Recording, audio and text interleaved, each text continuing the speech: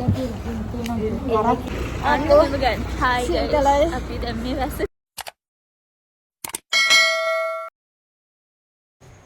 ළමයි අද මං යනවා ජැෆ්නා. ඉතින් ජැෆ්නා යන්නේ අපි ජනවාරි 9 රෑ වතුර පුදුලේ දාගන්න ඉඩ පදින නිසා ඒකත් අරන් යනවා.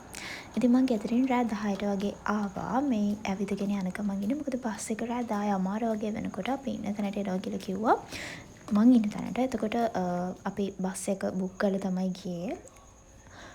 දැන් මේ ටවුන් එකේ ඇවිදගෙන යන ගමන් මොකද අපේ ටීනා කිව්වා එයා බස් එකට නැගලා දැන් මග එන ගමන් කියලා. එතකොට මං හෝල්ට් එකේ වෙලාවට ඉන්න ඕනේ හින්දා අපි ජැෆ්නා වලට යන බස් එක බුක් කරලා තමයි ගියේ. අපි රෑ යන්නේ. එතකොට පාන්දර 4:45 වගේ වෙනකොට ජැෆ්නා වල ඉන්න පුළුවන් නිසා දැන් මම මේ හෝල්ට් එකට යන ගමන් මොකද බස් එකේ අංකල්ට කෝල් කරාම කිව්වා මෙන්න මෙතන හෝල්ට් එකේම ඉන්න කියලා. දැන් මම මේ බස් එක එනකන් හෝල්ට් එකේ ඉන්නවා. කොහොම හරි යන්න බස් එක ආවලමයි මම බස් එකට නැංගා. ඇත්තටම මම ජැෆ්නා යන්නේ ෆස්ට් ටයිම්. ජැෆ්නා වලට හොඳටම වහිනවලු. අක්කි ඉන්නවා මේ පැත්තේ. අපි දැන් යනවා. දාගන්න ගමන් අපේ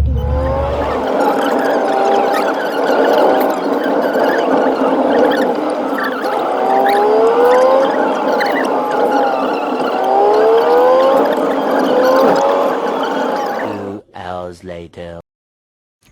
කොහොමරි පැය කීයක් දෝ කියව නිදාගෙන ඇවිල්ලා අපි මරදන් කඩුවෙත් නතර කරා බස් එක තේ බොන්න. ඊට පස්සේ මමයි ටීනයි අපි කට්ටිය තේ බිව්වා. දැන් මේ ටීනා තේ ටික ඉල්ලගන්න ගිහින් තමයි ඉන්නේ. මරදන් කඩුවලින් තේ බීලා අපි හබෝ පිටත් උනා යන්න. කොහොමරි අපි තේ ටිකත් අරන් ආවලා තේ බොන්න පටන් ගත්තා. එදින කඩේ ඉන්න අයත් අපෙන් එක එක වහනවලු කොහමද යන්නේ කොහෙටද යන්නේ. ඒ වගේ දේවල් අපි හිතින් ඒගොල්ලන්ටත් කතා කරලා ආපහු බස් එකේ යන්න පිටත් වුණා. හැබැයි බස් එකේ යන්න මරදන් කඩවලින් යන්න පිටත් වෙන තැන ඉඳන් තමයි ගමනේ ලස්සනම හරිය පටන් ගත්තේ. මොකද අපි බස් එකේ ඉස්සරහා තමයි ගියේ. ඉස්සරහා කියලා කියන්නේ ඩ්‍රයිවර් අංකල් ගාව. ඉතින් බස් එකේ අංකල්ලා දෙන්නම අපිට කිව්වා ජැෆ්නා වල තියෙන ලස්සන තැන්. එතකොට කෑම කන්න හොඳ කඩවල් ටික. තව කිව්වා මුලතිවුල තමයි ලංකාවේ උසම මිනිස්සයා ඉන්නේ කියලා. මරදන් කඩවල ඉඳන් අලිමංකඩට එනකම්ම අපි බස් එකේ ඉස්සරහා තමයි ආවේ. එතකොට ඒ එනකන් අතරමඟ හම්බෙන හැම ටවුමකම තියෙන විශේෂ දේවල් මොනවද? ඉස්සර කාලේ ටවුන් ටික තිබ්බේ කොහොමද කියන දේවලුත් ඒ අංකල් අපිට කියලා දුන්නා.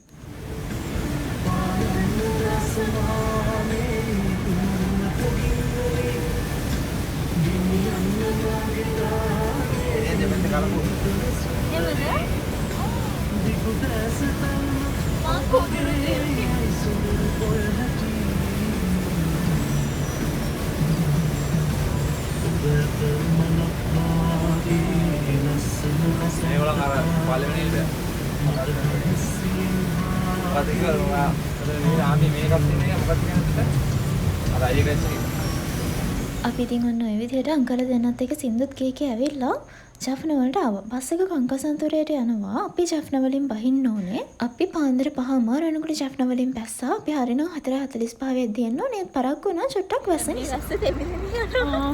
කෑම කඩත් වෙනවා. එල්ල හරක්කිරි. හරකා. චායි ටී තියනවද? චායි ටී. එහෙනම් නෙස්කැෆේ 5යි චායි ටී එකයි. මට තිබුණා. ඒ ළමයට පොඩ සිම්පති ෂවර් කෙරේ.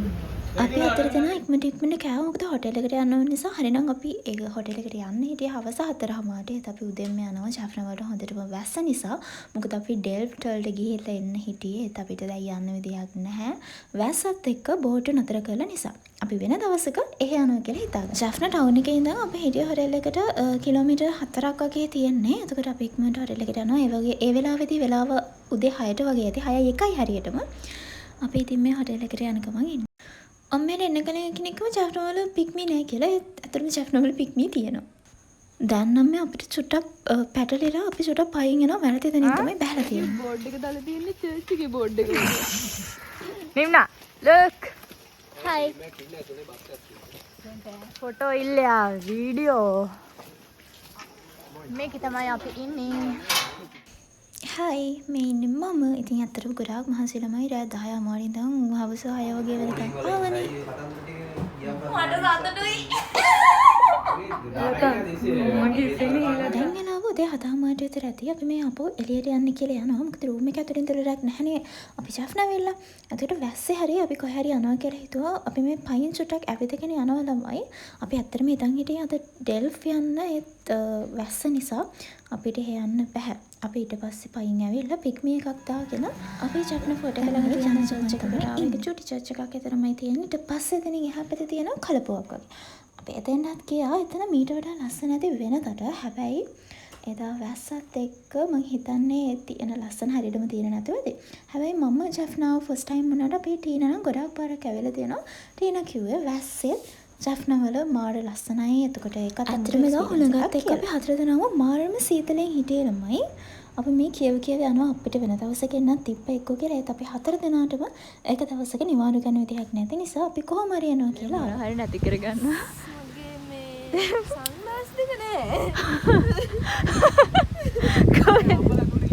ඊට පස්සේ අපි ජෆ්නා ෆෝට් එක ඇතුළට ආවා. එතන ඇතුළට එනකොට ටිකට් එකක් ගන්න ඕනේ ළමයි අනිවාර්යෙන්. ඔය ෆෝට් එකේ නම් උඩ බලද්දි කලින් අපි හිටපු තැන තමයි පේන්නේ. ඊට පස්සේ මෙන්න මෙහෙම ඇතුළට ආවම මෙතන මියුසියම් එකක් තියෙනවා. ඒකේ බලන්න පුළුවන් ජෆ්නා ෆෝට් එකේ තියෙන මොනවද. එතකොට කලින් තිබ්බේ කොහමද ඒ දේවල් බලා ගන්න පුළුවන්. ජෆ්නා ෆෝට් එකේ ඇවිදලා අපි කඩේකට ගන්නවා. එනකොට ඒ කරන්ට් එක ගිහිල්ලා. පස්සේ නම් චුට්ටකින් කරන්ට් එක ආවා. මේ කඩේ නම මට මතක නෑ. වොයිස් කරන වෙලාව නම් මම ඒක ටයිප් කරලා දාන්න. අතර මේ කඩේ යුද්ධ කාලේදීවත් වැහුවේ නැහැ කියලා තමයි කියන්නේ. කියන්නේ මේක ගොඩාක් පරණ කඩයක්.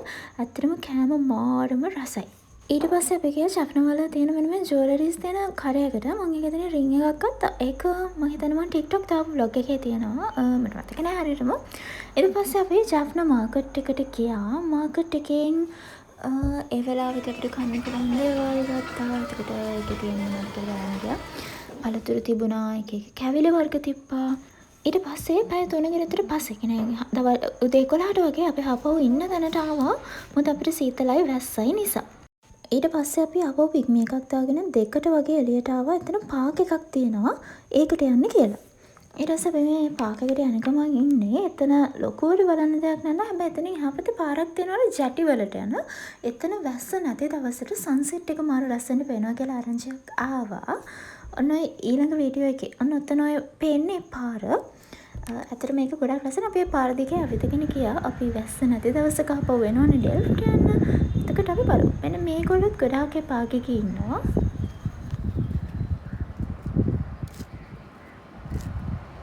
ඇත්තටම ඒ වෙලාවේ නම් හවස ජෆ්නා වල මාරම සීතලයි නුවරඑළිය ඇවිල්ලා වගේ. ඊට පස්සේ අපි කාඩමම් ටී දෙකකුත් බීලා කිමයි අපි ආපහු පික්මි එකක් දාගෙන ගියා ලයිබ්‍රරි එකට. මේ ලයිබ්‍රරි එක 4:00 පස්සේ තමයි එළියෙන් එන අයට බලන්න පුළුවන් වෙන්නේ. මෙතන ආවට පස්සේ මට මතක් වුණා සින්දුවක් තියෙන්නේ යාපනයේ පුස්තකාලයටත් සිංහල පොත් පාදි කියලා. හරි කොහොම හරි අපි ලයිබ්‍රරි එකත් බලලා ඊට පස්සේ ආපහු පික්මි එකක් දාගෙන කෑම කන්න කියලා ගියා. ටවුන් එකට ඇවිල්ලා අපි කෑම කන්න තැනක් බලුවා. අපිට හරියන තැනක් තිබ්බ නැහැ. ඊට පස්සේ අපේ කාගේල්ස් එකට ගියා. කාගේල්ස් එකට ගිහින් එද්දී මට එකපාරටම KFC සුවඳක් ආවලම. මේ සිද්ධ වලටත් වෙනවද දන්නේ නැහැ. මට නම් KFC එකේ රෙගුලර් බිරියානි කෑවම ඒක හිතට මාරම හොඳයි. මම කොහේ ගියත් KFC එකේ රෙගුලර් බිරියානි එක කන්න හොයනවා. ඉතින් කොහොම හරි අපි KFC එකෙන් ඕඩර් කරලා ඊට පස්සේ අපිට හම්බුණා බබල් ටී කඩයක්. මේකෙන් අපි බබල් ටීත් අරගෙන දැන් කන්නයි යන්නේ රෑ කෑම. ඊට පස්සේ පහුවදා උදේම අපි තුන්දෙනාම නල්ලූරු කෝවිලට අපි නල්ලූරු ආවේ සාරිය ඇඳලා. හරිම ෂෝයි. නල්ලූරු කෝවිල අතුලට යම්දී වීඩියෝ කරන්න දෙන්නේ නැහැ. අපි ඉරිදා උදේ තමයි නල්ලූරු වලට ආවේ. මේ කෝවිල හරිම ලස්සනයි. ඊට පස්සේ නල්ලූරු කෝවිල ඉස්සරහා තියෙන මල් තියෙන කඩයක්. එන්න එතන කඩෙන් අපේ ඔළුවට ලස්සනට මල් ගැහුවා. මම මේ වීඩියෝ එකක් TikTok දාලා තියෙනවා. ඔයගොල්ලෝ දකින්නත් ඇති. මා ප්‍රියත පුලි මා සිතුරුවනි මා අනුරචනී මා සිලුලු පුලි ඔබ ඊට පස්සේ කෝවිල ඉස්සරහා තියෙන මෙන්න මේ කඩෙන් කාලා අපි ආව රියෝ අයිස්ක්‍රීම් කන්න. ජෆ්නාවල රියෝ අයිස්ක්‍රීම් කෑවේ නැත්තම් වැඩක් නැහැ කියලානේ. මං ගත්තේ රියෝ ස්පෙෂල් කියලා මෙච්චර ලොකු අයිස්ක්‍රීම් එකක් නම් මම බලාපොරොත්තු වෙන්නේ නැහැ. දැන් වෙලාව උදේ 10ට විතර ඇති. අපි රූම් එකට සමුදේලා යන්නේ ජෆ්නා වලින්. ඉතින් අපේ පික්මි එක ඇවිල්ලා තිබුණා. අපි දැන් ජෆ්නා ස්ටේෂන් එකට තමයි යන්නේ. මොකද ට්‍රේන් එක යනවා 11ට. අපි 10ට වගේ යනවා. මොකද අපි කන්නත් ඕනේ. හවස් වෙනකම්ම ට්‍රේන් එකේ යන්න තියෙන නිසා. වේලාව උදෑසන 10 පසුවී විනාඩි 11යි. කොහමරි ජෆ්න ස්ටේෂන් එකට ඇවිල්ලා අපි මෙන්න මේ කැන්ටින් එකෙන් කෑවලමයි මාර රහයි. ඊට පස්සේ කැන්ටින් එකෙන් කාලා අපි දැන් ඉඳගෙන ඉන්නවා ට්‍රේන් එක එනකම්. 1. Footwell stop at Navakoli, Chapakacheri, Kodikana, Palay, Elephant Park, Parampan, Kilometer.